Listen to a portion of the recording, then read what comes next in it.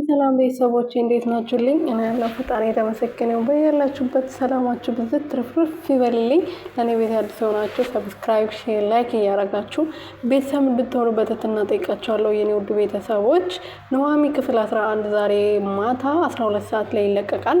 ክፍል 11 ላይ እንግዲህ ምን እንደሚፈጠር አብረን የምናየው ይሆናል። ክፍል 10 ላይ እንግዲህ ኑሃሚና አባቷ ከቤት ጓዛቸውን ጠቅልሎ ከቤት ወጥተዋል።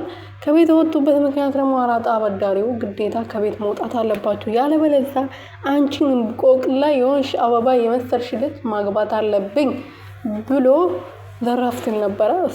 እሷን ካላገባ እንግዲህ ቤቱን እቀማቸዋለሁ እንዳለ ቤቱን ቀምቷቸዋል ማለት ነው። እነ ኑሃሚና ኤርሚም ደግሞ ቤት ፈልጎ እነሱን ቤት አግኝቶላቸው አባቷና ኑሃሚዬ ከቤት ወጥተዋል ማለት ነው፣ ጓዛቸውን ጠቅልለው። እንደዛም ሆኖ ግን ወይዘሪት ገነትን እባክሽ ሚስቴ ይቅርታ አድርግልኝ፣ እስከዛሬ ያሳለፍነው ነገር ስትይ ይቅር በሉኝ ብሎ ሲጠይቃቸው አንተ አሁን ዝም ብለው ተዋርዳል፣ አንተ ሞታል፣ በህይወት የለም፣ ዝም ብለክ ነው እንጂ ያለከው፣ ስለዚህ ከቤቴ ውጣልኝ ነበር ስትለው የነበረው።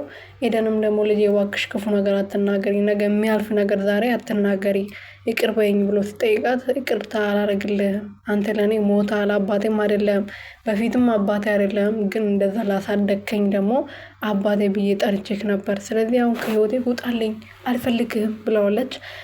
እንግዲህ ያው እኔ እንጃ ይሄን አልክፋት ግን በጣም ከባድ ነው። እሱ እኮ አባቷ አለመሆኗን እያወቀ ለ19 ዓመታት ከዛ በላይ ሲያሳድጋት ነበር፣ የሌላ ሰው ልጅ መሆኑን እያወቀ ማለት ነው። እሷ ግን እሱ ሁሉ ረስታ ዛሬ እንደዚህ ስለሆነ ብቻ ከባድ ነው እውነት። እና ልቦና ይስጥሽ ኤደንዬ፣ ሌላ ምንም አልልሽም የኔ ውድ።